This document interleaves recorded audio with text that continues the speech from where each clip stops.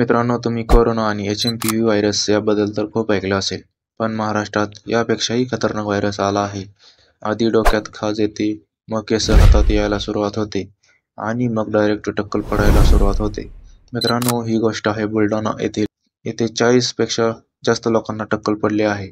बोनगाव, हिंगणघाट आणि कलावड या गावात अशी टक्कल पडलेली व्यक्ती आढळलेले आहेत. काहींचं म्हणणं असं आहे की शॅम्पू वापरल्यामुळे असं झालं असावं. पण ज्या लोकांनी आयुष्यात एकदाही शॅम्पू वापरला नाही, अशा लोकांचं काय?